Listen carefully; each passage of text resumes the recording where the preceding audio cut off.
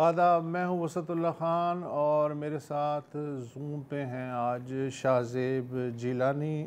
یہ خبر تو آپ آج سے نہیں، کل سے پرسوں سے بلکہ ایک ہفتے سے سن رہے ہوں گے کہ 23واں جو شنگھائی تعاون آرگنائزیشن SCO کا سربراہ اجلاس ہے وہ کل اور پرسوں ہونے والا ہے۔ اسلام آباد اور راولپنڈی اس وقت تقریباً بند ہیں۔ مجموعی انتظام سیکیورٹی کا آرمی کے ہاتھوں میں ہے۔ کہا جا رہا ہے کہ 10,000 سیکیورٹی اہلکار جو ہیں وہ فرائض انجام دے رہے ہیں۔ چینی وزیر اعظم لی چیانگ بھی اسلام آباد پہنچے ہیں۔ یہ کسی چینی وزیر اعظم کا 11 برس بعد پہلا پاکستانی کا دورہ ہے۔ روسی وزیر اعظم بھی تشریف لا چکے ہیں۔ اس کے علاوہ بیلاروس، قزاقستان، کرغزستان، تاجکستان اور ازبکستان کے وزرائے اعظم بھی شریک ہوں گے، جبکہ ایران کی نمائندگی اول نائب صدر محمد رضا عارف کریں گے۔ بھارتی وزیر خارجہ جے شنکر بھی آ رہے ہیں، مگر انہوں نے پہلے ہی کہہ دیا ہے کہ وہ دو طرفہ حل طلب معاملات پہ بات چیت نہیں کریں گے۔ مجھے نہیں معلوم کہ انہیں یہ کہنے کی ضرورت کیوں پیش آئی، کیونکہ یہ جو اس طرح کی آرگنائزیشن ہوتی ہیں ان میں دو طرفہ معاملات پہ نہیں بلکہ علاقائی معاملات پہ گفتگو ہوتی ہے۔ یہ بھی معلوم نہیں کہ وہ میزبان ملک کے وزیر اعظم سے رسمی ملاقات کی روایت بھی نبھائیں گے یا نہیں۔ موجودہ سربراہ اجلاس کا جو ایجنڈا ہے اس کے مطابق علاقائی تجارتی اور مالیاتی تعاون پہ دھیان دیا جائے گا۔ اس کے علاوہ توقع ہے کہ human trafficking, intelligence sharing, counter terrorism کے جو اصول ہیں ان پہ بھی بات ہوگی، تعاون پہ بھی بات ہوگی۔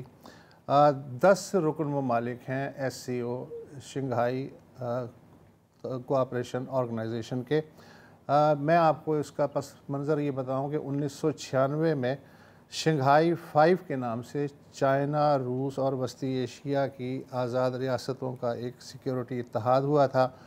2001 میں اس کا نام شنگھائی کوآپریشن آرگنائزیشن ہو گیا۔ پاکستان اور بھارت 2017 سے اس کے رکن ہیں۔ اس وقت ہماری خوش قسمتی ہے کہ انتہائی تجربہ کار سفارت مسعود خان صاحب جو امریکہ میں پاکستان کے سفیر ہیں، اس سے پہلے وہ اقوام متحدہ اور چائنا میں پاکستان کے لیے خدمات انجام دے چکے ہیں اور آزاد کشمیر کے سابق صدر بھی رہے ہیں، وہ ہمارے ساتھ موجود ہیں اس کانفرنس کے تعلق سے بات کرنے کے لیے۔ تھینک یو سو مچ خان صاحب ہم جوائن کرنے کے لیے۔ شنگھائی تعاون تنظیم، جیسا کہ میں نے آج تھوڑا بہت پڑھا اس کے بارے میں، اس وقت رقبے اور آبادی کے اعتبار سے سب سے بڑی یا عالمی علاقائی تنظیم سمجھی جاتی ہے۔ اس کے 10 رکن ممالک نے کرۂ ارض کا 24% رقبہ گھیر رکھا ہے۔ 42% عالمی آبادی ان ملکوں میں رہتی ہے۔ کل عالمی پیداوار کا 23% اس تنظیم کے رکن ممالک سے آتا ہے۔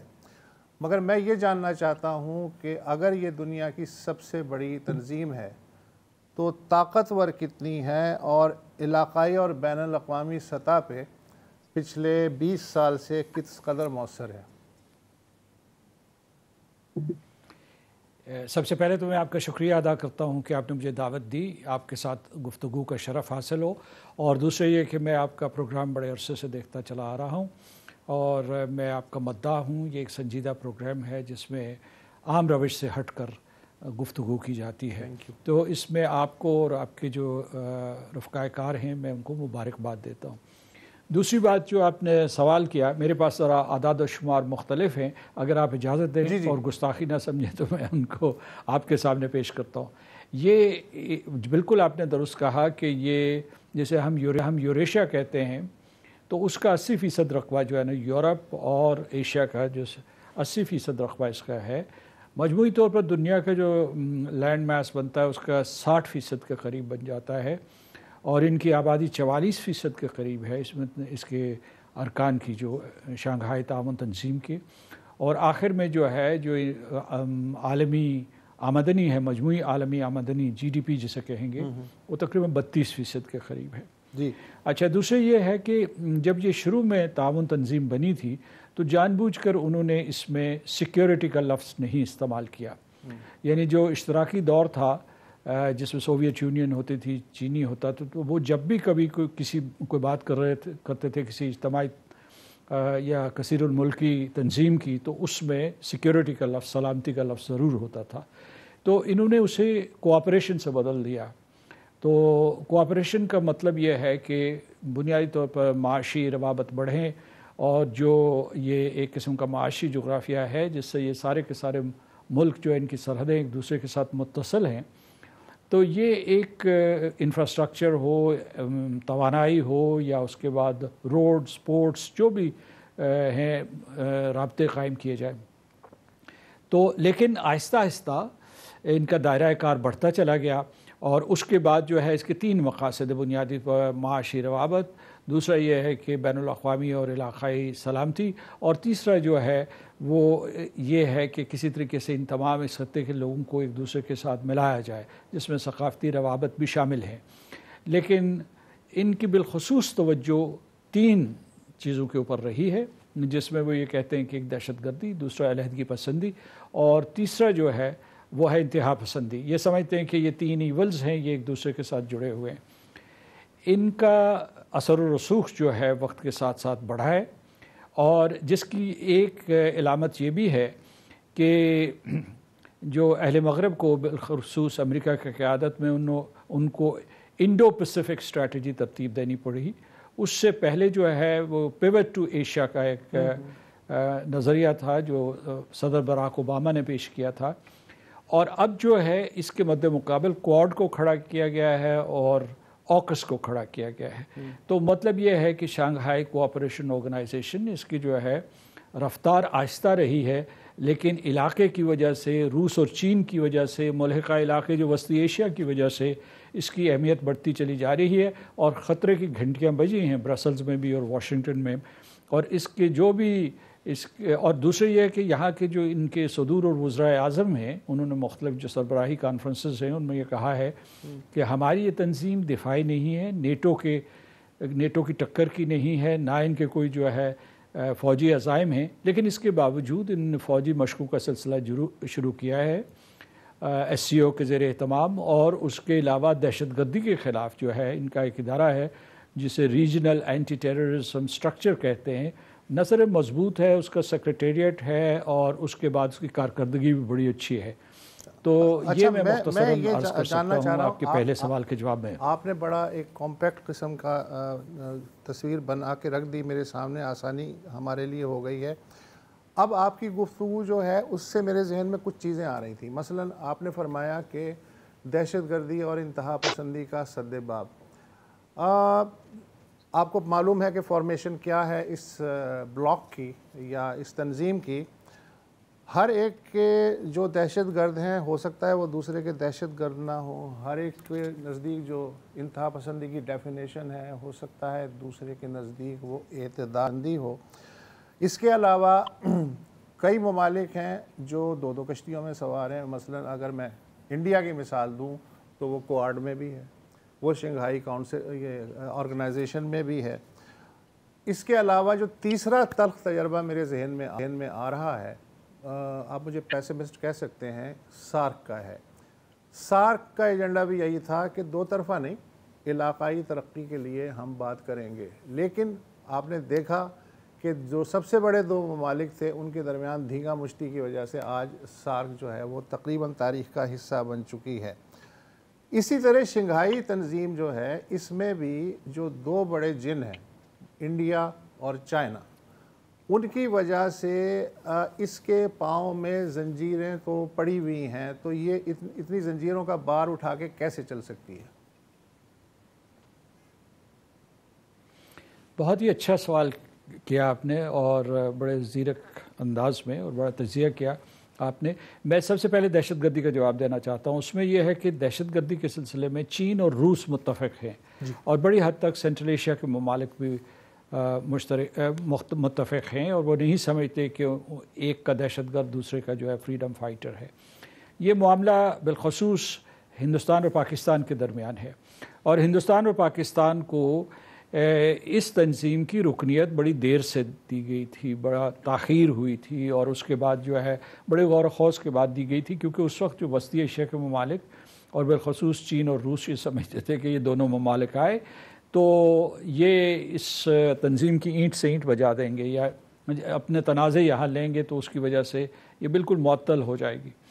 تو یہ ہمارا معاملہ ہے۔ جہاں تک کشتیوں کا معاملہ ہے تو آپ درست کہہ رہے ہیں کہ نہ صرف جو ہے ہندوستان کوارڈ کا ممبر ہے بلکہ پاکستان بھی جو ہے میجر نان نیٹو ایلائی ہے، اگرچہ یہ جس حیثیت میں ہم حلیف ہیں یہ برائے نام ہے، لیکن ایک چیز یاد رکھیے گا کہ پاکستان کے لیے اس سلسلے میں کوئی ایسے زیادہ آپشنز نہیں رکھے گئے تھے، تو اس وجہ سے جو ہے ہندوستان کا معاملہ مختلف ہے۔ ہم چین کے ساتھ ہمارے بڑے گہرے تعلقات ہیں، ابھی جو حال ہی میں روس کے ساتھ ہمارے اچھے تعلقات استوار ہوئے ہیں، وسطی ایشیا کے ساتھ ہمارے تاریخی تعلقات ہیں، تو یہ نہ صرف ہمارا نیبرہڈ بنتا ہے بلکہ ایک قسم کا نیچرل ایکو سسٹم بھی بنتا ہے۔ آپ مغربی ایشیا کو بھی شامل کر لیں تو اس میں نے شروع میں کہا تھا کہ معاشی جغرافیہ ہے، ہم متصل سرحدیں ہیں اور ہمیں مل جل کر کام کرنا چاہیے، یہ منطق ہے۔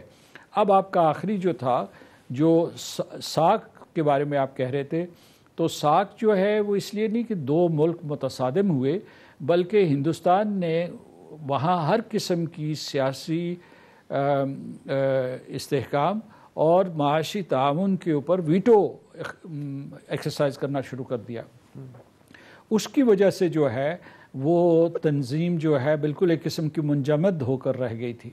تو ایک وہ تلخ تجربہ تھا۔ دوسرا، ہندوستان اور ہم میں آپ امتیاز کیجیے گا، مطلب ہے کہ ڈفرینشیشن کیجیے گا۔ وہ ڈفرینشیشن یہ ہے کہ ہندوستان جو ہے وہ اپنے آپ کو بڑا ملک سمجھتا ہے اور وہ سمجھتا ہے کہ وہ ایک عالمی طاقت ہے، آج نہیں تو کل جو ہے وہ امریکہ کی ٹکر کا ملک ہوگا، یورپین یونین کی ٹکر کا ملک ہوگا یا اس کے بعد چین کی ٹکر کا ملک ہوگا۔ تو اس لیے اس کی اسٹریٹجی یہ ہے کہ جتنے بھی کلبز ہیں ان میں شمولیت اختیار کرو اور اپنا وزن وہاں بڑھاتے چلے جاؤ۔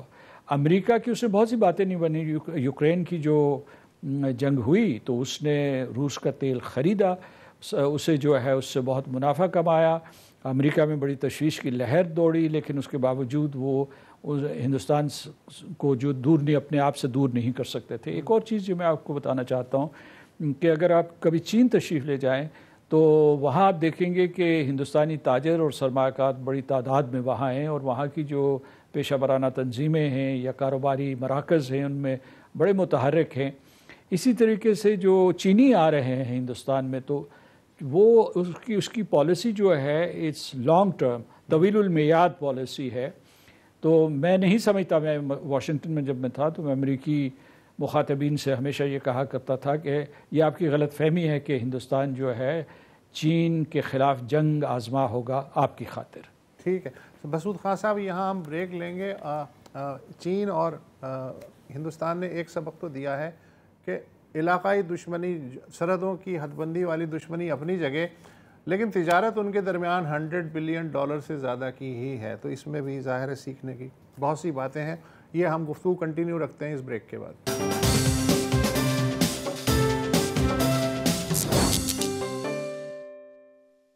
پروگرام میں واپس خوش آمدید۔ مسعود خان صاحب ہمارے ساتھ ہیں۔ ہم بات کر رہے ہیں شنگھائی تعاون تنظیم کے سربراہی اجلاس کی جو کل سے شروع ہو رہا ہے اسلام آباد میں۔ چین کے وزیر اعظم پاکستان پہنچ چکے ہیں۔ آج ظاہر کی خبر ہے کہ گوادر انٹرنیشنل ایئرپورٹ کا بھی افتتاح ہوا ہے۔ چین ہمارا سب سے اہم پارٹنر ہے، روس کے پرائم منسٹر بھی ہیں، وسطی ایشیائی ممالک کے بھی ہیں، اور پھر بھارت کے بھی وزیر خارجہ پاکستان آ رہے ہیں۔ تو مسعود خان صاحب، جیسے ابھی وسر صاحب بھی آپ سے بات کر رہے تھے، ہم یہ جانتے ہیں کہ شنگھائی تعاون تنظیم جو ہے یہ ایک کاؤنٹر ویٹ ہے ویسٹرن جو الائنسز ہیں مختلف ان کے حوالے سے۔ پاکستان ایک ایسی پوزیشن میں ہے کہ ہم برسا برس امریکہ کے اتحادی رہے، لیکن پھر پچھلے کچھ عرصے سے ہمارا انحصار چین پر بڑھتا گیا ہے، چاہے وہ معاشی طور پر ہو یا عسکری طور پر ہو۔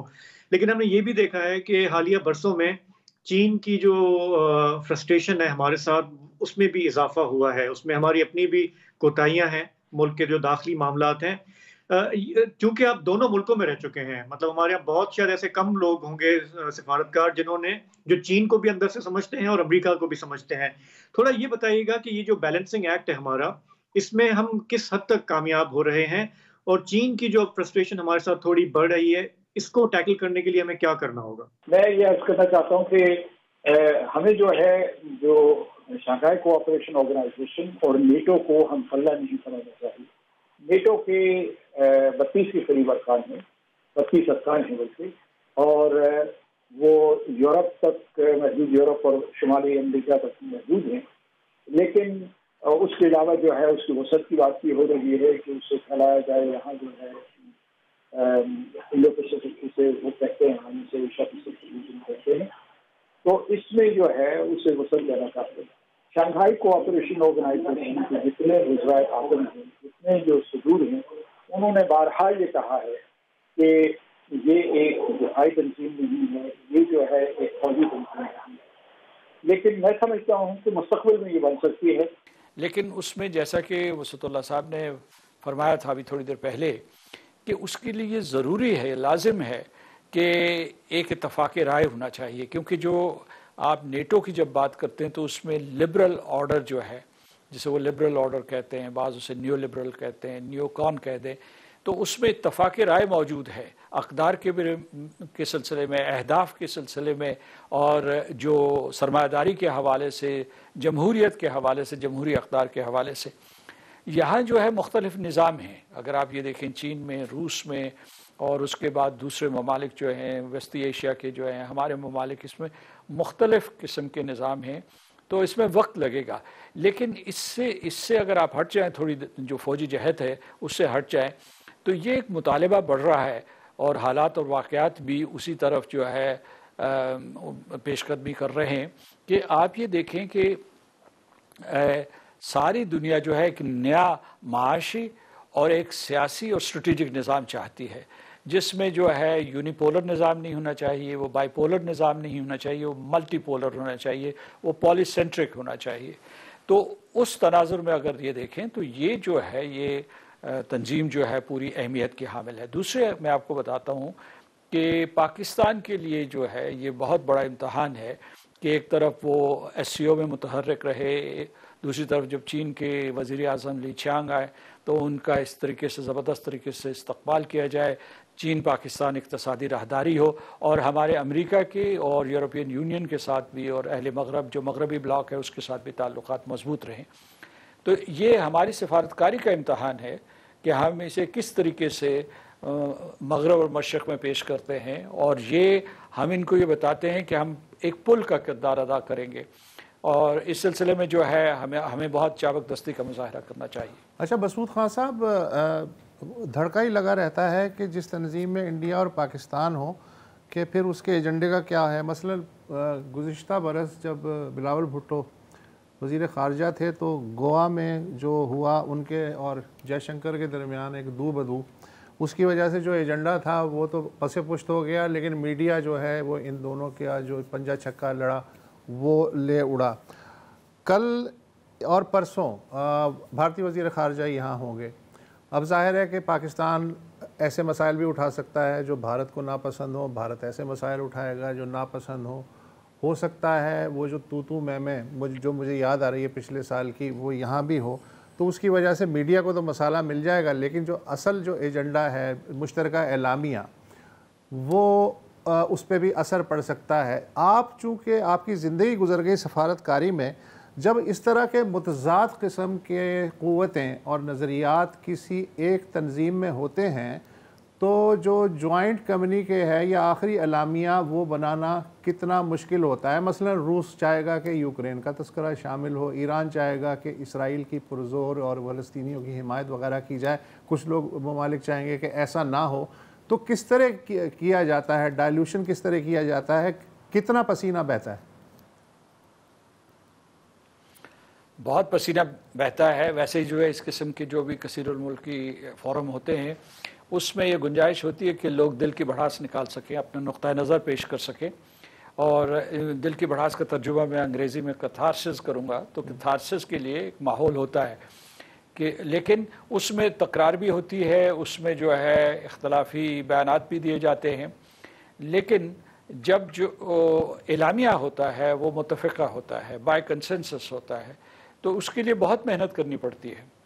اور آپ نے پسینے کا لفظ استعمال کیا تو بالکل درست کیا، اور بہت دیر رات تک بیٹھ کے جو اس سلسلے میں جو نیشنل کوآرڈینیٹرز ہیں یا نیگوشیٹرز ہیں وہ ایک ایک سطر ایک ایک لفظ کے اوپر جو ہے ایک دوسرے سے لڑیں گے، اور اس کے بعد جب اتفاق رائے ہوگا تو تب وہ جو ہے اعلامیہ اس سربراہی اجلاس کا اعلامیہ کہلائے گا۔ اس میں آپ نے نشاندہی کر لی 3 موضوعات ایسے ہیں جو اختلافی ہیں اور حساس ہیں۔ ایک یوکرین کا ہے، اس میں روس چاہے گا کہ اس کا نقطہ نظر چلے۔ پھر جو ہے ایران کے لیے مشرق وسطیٰ بہت اہم ہے کیونکہ اس کے اوپر اس نے تازہ ترین حملہ بھی کیا، اس کے اوپر حملے بھی ہوئے ہیں، اور اس کے علاوہ مشرق وسطیٰ جو میں ذاتی طور پر سمجھتا ہوں خاص طور سے فلسطین کا مسئلہ، وہ صرف فلسطینیوں کا نہیں ہے، عربوں کا نہیں ہے، مسلمانوں کا نہیں ہے، وہ پوری کی پوری انسانیت کا مسئلہ ہے۔ تو یہاں جو ہے پاکستان بھی چاہے گا اور دوسرے ممالک چاہیں گے کہ کچھ نہ کوئی تو آواز بلند کرنی چاہیے، اور اس میں میرا جہاں تک خیال ہے بڑی حد تک جو ہے روس اور چین میں بھی اتفاق رائے موجود ہے۔ تو اب رہا مسئلہ کشمیر کا، اس کے اوپر بیانات کی حد تک تو ہوگا، لیکن کیا وہ اعلامیے میں شامل ہو سکے گا یا نہیں، کیونکہ ہر ڈیلیگیٹ کو جو ہے جو مشترکہ اعلامیہ ہوتا ہے اس میں ایک ویٹو حاصل ہوتا ہے۔ اگر وہ نہیں کہہ دیتا ہے تو پھر وہ نقطہ جو ہے اس میں شامل نہیں کیا جاتا، اسے خارج کرنا پڑتا ہے۔ تو یہ میں نے کچھ آپ سے ڈائنامکس بتائی ہیں۔ یہی چیلنج جو ہے اس وقت جو ہے ہمارے اعلامیے کے لیے بھی ہوگا، اور اعلامیے کے جو بھی مرتبین ہیں یا جو بھی اس کی تدوین کر رہے ہیں ان کے لیے مسائل سامنے ہیں ان کے، اور انہیں حل کرنے پڑیں گے۔ مسعود خان صاحب بہت شکریہ۔ ایک تو آپ سے گفتگو کر کے خوشی محسوس ہوئی، دوسرے آپ نے اردو میں جس طرح کو کوزے میں بند کیا ہے اس کی علیحدہ سے خوشی ہے۔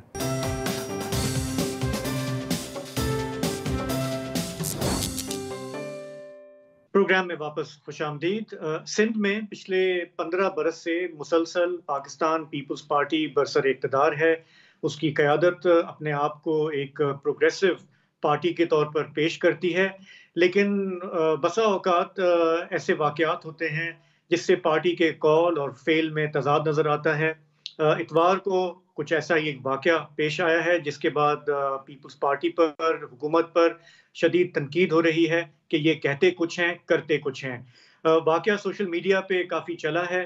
اتوار کے دن ہمارے دانشوروں، ادیبوں، اس میں موسیقار بھی ہیں، باشعور لوگ بھی شامل ہیں، وہ ایک مارچ نکالنا چاہتے تھے جسے انہوں نے رواداری مارچ کا نام دیا۔ انہوں نے کہا کہ صوبے میں جو مذہبی انتہا پسندی ہے، تشدد کی سیاست ہے، ہم اس کے خلاف ہم بات کریں گے، ہم امن کی بات کریں گے۔ انہوں نے جب یہ اعلان کیا تو ان کی ضد میں تحریک لبیک پارٹی نے کہا کہ ہم اسی جگہ پہ احتجاج کرنا چاہتے ہیں ان کے خلاف۔ انتظامیہ بیچ میں پڑی، انہوں نے کوشش کی کہ معاملہ کچھ حل ہو جائے، یہ ایک دوسرے کے بالکل ایک مقام پہ نہ کریں، الگ الگ ٹائم پہ کریں، لیکن تحریک لبیک پارٹی کا اصرار تھا کہ ہم بالکل اسی جگہ پہ اور اسی ٹائم پہ کریں گے۔ ہم جانتے ہیں کہ تحریک لبیک پارٹی کے اکثر مظاہروں میں تشدد ہو جاتا ہے، وہاں پتھراؤ ہوتا ہے، لاٹھی چلتی ہے۔ انتظامیہ کو یہ ڈر تھا کہ کہیں ایسا نہ ہو جائے، انہوں نے رات دیر گئے سیکشن 144 لگا دیا کہ کوئی بھی جلسہ جلوس نہیں ہوگا۔ جب سول سوسائٹی کے لوگ پریس کلب کے باہر پہنچے، وہ نہتے تھے، پرامن تھے، تو پولیس والوں نے ان پر دھاوا بول دیا۔ وہاں پہ کافی لوگوں کو گھسیٹا گیا، عورتوں کے ساتھ بدتمیزی ہوئی، صحافیوں کو مارا پیٹا گیا، ان میں خواتین بھی شامل تھیں، اور وہ جو مناظر سوشل میڈیا پہ چل رہے ہیں اس سے کافی غم و غصہ ہے کئی حلقوں میں، کیونکہ وہ دیکھ رہے ہیں کہ ان میں فار ایگزامپل جو منتظمین میں شامل تھیں، ڈاکٹر سورت سندھو، ان کے ساتھ کیا سلوک ہوا، پریال مری کے ساتھ کیا سلوک ہوا، رمیسا چانڈیو کے ساتھ کیا ہوا، ادیب ہیں جامی چانڈیو، ان کو پولیس نے کتنا بے دردی سے مارا۔ اور پھر انہی میں سندھ کے فوک آرٹسٹ ہیں، موسیقار ہیں، جو یہاں کے صوفی پیغام کا پرچار کرتے ہیں، امن شانتی کی بات کرتے ہیں، سیف سمیجو، ان کے ساتھ بھی جو سلوک ہوا اس سے بہت سارے لوگوں کو تکلیف ہوئی کہ یہ سندھ پولیس کی آنکھوں میں کیوں خون اترا ہوا تھا، وہ کیوں وہ اس حد تک گئے۔ دوسری طرف ہم یہ جانتے ہیں کہ جو آئی وٹنس اکاؤنٹ ہے، جو رپورٹرز موجود تھے فیلڈ میں، انہوں نے دیکھا کہ تحریک لبیک کے جو لوگ ہیں ان کا اصرار تھا کہ وہ بھی اس طرف آئیں گے. پولیس نے انہیں روکنے کی کوشش کی تو رپورٹس یہ ہیں کہ وہاں سے پتھراؤ ہوا، پولیس کی ایک گاڑی جلائی گئی. پولیس نے جب فائرنگ کی تو تحریک لبیک کا ایک کارکن جو ہے اس کی جان اس میں چلی گئی. جو وائلنس کے خلاف سول سوسائٹی نکلی تھی، ان کے خلاف بھی وائلنس ہوا، اور اتوار کا دن جو ہے اس سے نظر آیا کہ سندھ میں کوئی انتظامیہ نہیں، کوئی وزیر نہیں، کوئی مشیر نہیں، اور ایک تماشے کا منظر تھا. ہمارے اسٹوڈیو میں سیف سمیت جو اس وقت موجود ہیں. سیف، یہ جو میں نے بتایا جو چل رہا ہے سوشل میڈیا پہ، آپ جب گئے اس طرف، آپ کو یہ پتا تھا کہ گورنمنٹ نے لاسٹ منٹ پہ 144 لگا دیا ہے؟ حکام یہ کہہ رہے ہیں کہ جب ہم نے یہ کر دیا تھا تو پھر خلاف ورزی کیوں ہوئی؟ تھوڑا بتائیں گے کہ آپ کیا سوچ کر گئے تھے اور وہاں پہ جو سلوک ہوا آپ کے ساتھ، اس کے بارے میں تھوڑا بتائیں کہ آپ کا کیا ریفلیکشن ہے اس پہ؟ Thank you Shahzeb and thank you وسط صاحب فار انوائٹنگ اگین. جی، مجھے رات کو کوئی 2-3 بجے جو پتہ چلا کہ 144 امپوز انہوں نے کیا ہے، اور بہت سے لوگ جو مارچ میں آ رہے تھے ان کو یہ پتہ نہیں تھا کہ رات کو یہ ہو چکا ہے، کیونکہ مختلف شہروں سے وہ لوگ آ رہے تھے. اور دوسرا یہ کہ یہ مجھے بڑی ہنسی آ رہی ہے، یہ ایک 144 امپوز کر دینا اور بڑا سلیکٹیو کر دینا، کہ ایک جگہ پہ انہوں نے یہ کیا ہے کہ اس مارچ کے لیے 144 امپوز ہے، چونکہ رواداری مارچ ہے، پر اسی دوران کراچی کے اندر میوزک فیسٹیول ہو رہے ہیں، وہ بھی تو پبلک گیدرنگ ہو رہی ہے، وہاں 144 نہیں ہے. قائد اعظم کے مزار پہ ہزاروں لوگ جمع ہو رہے ہیں، وہاں 144 نہیں ہے. وہاں کے باہر لوگ مارچ کر رہے ہیں، آپ کی ویجولس آپ دیکھ سکتے ہیں اسی دن کے، وہاں 144 نہیں ہے لگا ہوا. گورنمنٹ میں بیٹھی ہوئی خود میڈم شرمیلا فاروقی، ان کی ایک مارچ ہے، گیدرنگ ہے، واک ہے، اس میں کوئی 40 سے 60 لوگ شریک ہوتے ہیں. ادھر 144 نہیں ہوتا. رات تک کراچی میں کانسرٹس ہوتے ہیں، 144 وہاں پہ نہیں ہے. اور جو پورٹ گرینڈ میں ایونٹس ہو رہے ہیں، وہاں پہ 144 نہیں ہے. 144 ہے تو جسٹ ادھر ہے. اور جنہوں نے بسوں سے جو اتر رہے تھے لوگ، ہاں، ان کو جو حراست میں لیا گیا، وہ 5 نہیں تھے، وہ کوئی 2 تھے، کوئی 1 تھے. ہاں ایگزیکٹلی، ان پہ 144 ہے. آپ سارا دن کراچی کی ایکٹیویٹی دیکھ لیں، کہیں 144 آپ کو نظر نہیں آئے گا. تو پھر یہ ایتھیکلی ہمیں سوچنا چاہیے کہ پھر یہ 144 کس چیز کے لیے تھا. اب دوسرا پوائنٹ یہ ہے کہ میں کیونکہ اس مارچ میں کل شریک تھا، اس میں سارے شاگرد، کوئی ٹیچرز، کوئی ڈاکٹر، کوئی کاروباری لوگ، کوئی صحافی، کوئی اس طرح کے لوگ تھے. نہ ان کے پاس کوئی ویپن، نہ کوئی ڈنڈا. اور جو اس کے اگینسٹ، جو اس کو دھمکی دے کے کہہ رہا ہے کہ میں اب ان کے اگینسٹ آ کے کروں گا، وہ شہر میں جلاؤ گھیراؤ کر رہا ہے، وہ ان کی گاڑیاں جلا رہا ہے، وہ پبلک پراپرٹی کو بند کر رہا ہے، شہر کو نقصان پہنچا رہا ہے. ان کی موجودگی سے انسانی جانوں کو خطرہ ہے. اور پھر جب آخر میں یہ کیس داخل کرتے ہیں تو دونوں پہ کرتے ہیں، ان امن پسند شہریوں پہ بھی وہی، اور پھر ان لوگوں پہ بھی وہی جو کہ شہر میں آگ لگاتے ہیں، جو ان کی گاڑیاں جلاتے ہیں. تو یہ ایک تو 144 جو انہوں نے امپوز کیا ہے، یہ بڑا ایک کنٹروورشل ہے. اتنا سلیکٹڈ کیوں ہے کہ اگر آپ نے کرنا ہے تو پھر آپ پورے شہر کو کر دینا بند، کہ بھائی 3-4 لوگوں سے زیادہ آپ نہیں جمع ہو سکتے، پھر تو ٹھیک ہے، فائن. اچھا، جیسے میں نے کہا کہ سندھ گورنمنٹ پر کافی تنقید ہو رہی ہے. پچھلے 24 گھنٹوں میں نے دیکھا کہ بختیار بھٹو زرداری نے ایک ٹویٹ کیا، انہوں نے پرزور اس کی کی، انہوں نے کہا کہ پرامن مظاہرین پر یہ جو بلا اشتعال بربریت ڈھائی گئی ہے، ان کے خلاف کارروائی ہونی چاہیے. ہم نے دیکھا کہ کوئی 7 پولیس والے ہیں جنہیں معطل کر دیا گیا کہ بھائی آپ نے اتنا زور زبردستی کیوں کیا. اور یہ جو وزیر داخلہ ہیں صوبائی، وہ کل تو کہیں تھے نہیں. آج ان کا ایک بیان سامنے آیا ہے ضیاء النجار کا، وہ سن لیتے ہیں. ایک بات میں ضرور کہوں گا کہ جب قانون عمل میں آتا ہے اور قانون جو سوشل سول ہمارے ایکٹیوسٹ ہیں وہ سمجھتے ہیں، پڑھے لکھے لوگ ہیں، اور مذہبی تنظیمیں بھی سمجھتی ہیں، وہ پڑھے لکھے لوگ ہیں، کہ جب قانون امپوز ہو، 144 امپوز ہو تو ریلی نہیں نکلنی ہے. ہم نے ان کو ریکویسٹ کی کہ آپ مہربانی کر کے ریلیاں نہ نکالیں جب تک ہماری شنگھائی کانفرنس ہو رہی ہے، تو اس سے ملک کا نقصان ہوگا. لیکن یہ نہیں مانے، پھر بھی 144 کی خلاف ورزی کرتے ہوئے یہ شہر میں گھسے ہیں. वहाँ पर इन्होंने मजमे लगाए हैं, पुरतशद्दुद वाक़यात किए हैं, जिसका नुकसान सिंध गवर्नमेंट को भुगतना पड़ रहा है, सिंध की आवाम को भुगतना पड़ेगा। तो ये सिंध गवर्नमेंट का मौक़िफ़ है।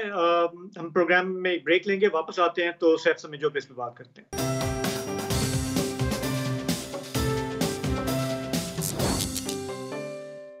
Welcome back. कल कराची प्रेस क्लब के सामने जो डंडा डोली हुई, सिविल सोसाइटी पे जो तशद्दुद हुआ, पुलिस तशद्दुद, उसके बारे में गुफ्तगू हो रही है। सैफ समीजो भी विक्टिम्स में शामिल थे। सैफ साहब, आज की जो डेवलपमेंट है वो ये है कि आपने ज़िया लंजार जो हैं वज़ीर दाखिला, उनका बयान सुना, वो कल का था कि इन्होंने तशद्दुद पे उकसाया, 144 की खिलाफ वर्जी की। मैं सोच रहा था कि पीपल्स पार्टी जब अपोजिशन में थी तो वो भी यही करती थी, लेकिन बहरहाल हुकूमत तो हुकूमत होती है। अच्छा, आज जो कार्रवाई हुई है वो ये है कि 10 पुलिस वाले जो हैं मुअत्तल तो हुए हैं, मगर उनकी तनख्वाह और मरात बरकरार रहेगी, उनकी इंक्वायरी चल रही है। इसके अलावा आपके जो वज़ीर दाखिला हैं ज़िया लंजार, उन्होंने आईजी को तलब करके सख्त नोटिस लिया है और उन्होंने कहा है कि एक गैर जानिबदाराना इंक्वायरी कराई जाए। अब ये जो गैर जानिबदाराना इंक्वायरी है ये 2 पुलिस अफसर करेंगे, DIG वेस्ट और DIG स्पेशल ब्रांच, तो गैर जानिबदाराना हो जाएगी। इसके अलावा शहरी रहमान जो हैं उन्होंने माफ़ी मांगी है और उन्होंने कहा है कि मैंने कुछ विक्टिम से डायरेक्ट जो है रब्ता भी किया है, ये बहुत ही गलत हुआ है। तो शाज़िया मरी ने भी तकरीबन कहा है कि मुझे शदीद सदमा है कि ये हुआ कैसे हुआ। तो मुतमईन हैं आप? मेरी बात उनसे हुई है जो आपने पहले लिया नाम, मैडम शाज़िया से तो नहीं हुई है, शहरी से, मैडम शहरी रहमान से मेरी बात हुई है। उन्होंने बिल्कुल मुझसे बात की एंड मुझे ऐसा लगा कि उनको इस चीज़ का बिल्कुल अफसोस था। बात आ जाती है टू बी सेटिस्फाइड, कि आप एज ए सिटीज़न सेटिस्फाइड हैं, तो ज़ाहिर है हम जिस मुद्दे पे ये रवादारी मार्च हो रही थी, पहले तो हम उसकी कड़ी उठा लेते हैं। क्या उसको लेके अभी तक कोई ऐसा एक्शन लिया गया है other than suspending them and लाउंचिंग FIR? अभी तक वो अरेस्ट तो नहीं हुए। एक MNA पीपल्स पार्टी का जो वहाँ पे बैठ के, आप नोट करेंगे, जो DIG के खिलाफ FIR हुई है, सस्पेंड हुए, वो फूल देता है MNA को और उसको कहता है कि आपका इस पर ज़्यादा हक है। मीरपुर खास, हाँ मीरपुर खास में, तो MNA साहब को फूल दे के कहता है कि आपका इस पर ज़्यादा हक है पीपल्स पार्टी के MNA पे, जो कल डिमांड में थे कि आप इनको भी उसके अंदर डालें, क्योंकि ये सारे लोग वो थे जिन्होंने इंस्टिगेट किया ये सारा मामला। क्या वहाँ पे अभी तक कुछ ऐसी होप हमें मिली है? क्या वो पुलिस वाले अरेस्ट हुए हैं? अगर आप हमारे समाज में से कोई कुछ भी कर लेता तो कब के उठा लिए जाते। तो पहली बात ये है कि अब ये जो इंक्वायरियाँ होती हैं ये इतनी कोई सेटिस्फाइंग होती नहीं है। ये 3-4 दिन के बाद मसले दब जाते हैं। और कल जो हमने विटनेस किया है, अगर आप पर्सनली मुझसे पूछें तो मुझे तो ऐसा लग रहा था कि जैसे कोई, क्योंकि इस केस पे हमने पुलिस को लेके बहुत बोला है, बात की है, तो पुलिस वो एक खुंदक एक हमसे वो निकाल रही थी। हाँ। एक गुस्सा हमें निकाल रही थी, मतलब मुअत्तल पुलिस अफसरान से हाजिर सर्विस पुलिस अफसरान ने इज़हार यकजहती में बिल्कुल कल ही हुआ था। और मैं आपको और ख़तरनाक बात बताऊं, जो कि मैं पीपल्स पार्टी को भी एड्रेस करना चाहता हूँ। ज़ाहिर है कि हमारे बाद भी जनरेशन ने रहना है, हमें माशरा छोड़ना है। मोहतरमा बेनज़ीर भुट्टो की एक लेगेसी है, जो हम पिक्चर्स देखते हैं, मैडम नुसरत भुट्टो पे यही डंडे बरसाए गए पुलिस, मोहतरमा बेनज़ीर भुट्टो के ऊपर ये सारा जुल्म हुआ। हम पिक्चर्स देख रहे हैं, कल उसकी रिपीटेशन हो रही थी वहाँ पे। बिल्कुल वही समा था जिस तरह से ये औरतों को, मर्दों को, उस्तादों को, बूढ़ों को, बुज़ुर्गों को ये मार रहे थे। और वो, हालांकि वो जो पुलिस अफसर खड़े थे उनमें से बहुत से जो मुजाहिरीन थे उनको वो ज़ाती तौर पे जानते थे, मुझे जानते थे, मुझसे बात कर रहे थे। उन्होंने प्रॉपर एक ट्रैप दिया हमें, पहले एक जगह पे खड़ा किया, वहाँ पे थोड़ा सा रेजिस्ट देके फिर दूसरे पे लेके गए और फिर बीच में लेके 3 तरफ से हम पे उन्होंने अटैक किया। 12-15 लोग सिविल में थे जिन्होंने झगड़ा शुरू किया। मकसद हमें पहले अंदर लेके गए कि हम बात करें और उसके बाद हमें उन्होंने मारना शुरू किया। तो फिर जो ज़िया साहब कह रहे हैं, लंजार साहब, आई रिस्पेक्ट हिम, वो मेरे दोस्त भी हैं, हमारे बड़े इज़्ज़त के ताल्लुकात एक दूसरे के साथ, keeping this personal relation aside, वो जो कह रहे हैं कि इन्होंने आके वहाँ का माहौल ख़राब किया। अगर किसी ने माहौल ख़राब किया वो तो पुलिस थी, ये तो वहाँ पे बात करने गए थे। वो बात क्या करनी थी कि भाई जिन लोगों ने قتل کیا ہے. اب تو وہ بلاسمی کا مدعا ختم ہو گیا نا, وہ بندہ ہی مار چکے. اب تو آ گیا ہے ایکسٹرا جوڈیشل کلنگ. اب تو ڈیمانڈز تھی کہ آپ ان لوگوں کو گرفتار کرو. کیا یہ فیئر ڈیمانڈ نہیں ہے؟ آپ ایک قانون کے وزیر ہو, آپ پھر ہوم ڈپارٹمنٹ کے بھی وزیر ہو. یہ تو آپ کے فائدے کی بات ہے نا کہ سماج میں لوگ اٹھ کے آپ ہی کو کہہ رہے ہیں کہ آپ اپنے اس قانون پہ اب عمل کریں, آپ ان لوگوں کو گرفتار کریں, ان کو اتنا موقع نہ دیں کہ یہ بیل کراتے یا کم از کم سمبولکلی اپنا جو ایم این اے ہے جس نے ہار پھول پہنے اس کو معطل جواب دے تو کریں, اس کو بلائیں تو صحیح. پہلی بات یہ, جب یہ ہم چیزیں دیکھتے ہیں تو یہ بڑی انسیٹسفائنگ لگتی ہیں. یہ جو سارا وہاں پہ ہوا ہے معاملہ, آئی وانٹ ٹو سے کہ کیا یہ معاشرہ ان کو انہی لوگوں کے حوالے کرنا ہے جو یہاں پہ جلاؤ گھراؤ کریں گے؟ کل پولیس جب مجھے اٹھا کے, ہمارے دوست ہیں جامی چانڈے, وہ اسکالر ہیں, رسپیکٹیبل ہیں, اس کو مارا جا رہا تھا, اس کی بیٹی کو اٹھایا جا رہا تھا. The moment I get into this, مجھے اٹھا کے کونے میں جب وہ مارنے لگے, چھوٹی سی کلپ سوشل میڈیا پہ بھی ہے, تو وہ مذہبی نعرے لگا کے پولیس والوں کو گیدر کر رہے تھے. اور میں نے ان کے پولیس حکام کو فون کر کے بتایا ہے کہ آپ اپنی پولیس کو سنبھالو, یہ سماج میں کس کی پولیس بنے گی؟ آپ کے بھی بچے پولیس والے تو نہیں بنیں گے. مطلب پٹائی کرتے وقت آپ لوگوں کی مذہبی نعرے لگا رہے تھے. جب وہ مجھے ڈنڈے مار رہے تھے تو مذہبی نعرے لگا رہے تھے. اوکے, تو یہ اگر آپ ساری, یہ سندھ میں ہو رہا ہے. پولیس تو جنرلی سب کی ہونی چاہیے نا. کیا جو ہم تھے, کیا ہم کوئی غیر مذہبی تھے؟ ایچ آر سی پی نے بھی یہ کہا ہے کہ ہونا تو یہ چاہیے تھا کہ یہ جو نہتے تھے بہت کم لوگ تھے, آپ زیادہ نہیں تھے, تھوڑے لوگ تھے. تو میں آپ کو بتاؤں کہ پولیس ہم سے 4 گنا زیادہ تھی. اور یہ چونکہ رواداری مارچ تھا تو اصل میں تو ریاست کو ان کی حفاظت کرنی چاہیے تھی انتہا پسندوں سے, اور انہوں نے دونوں کو ایک ہی پلیڑے میں رکھ کے جو ہے, اور ان کو شنگھائی میں فائدہ ہو جاتا. ہاں شاہ زیب. نہیں, بالکل صحیح بات ہے. میں کل سے یہ جب سے چل رہا ہے تو بہت سارا میں نے ریاکشن دیکھا, اور چونکہ سیف کا اپنا کام جو ہے وہ تو ہے ہی امن کے حوالے سے, کل ان کے ساتھ جو سلوک ہوا اس کو بہت سارے لوگوں کو رنج ہوا ہے اس سے.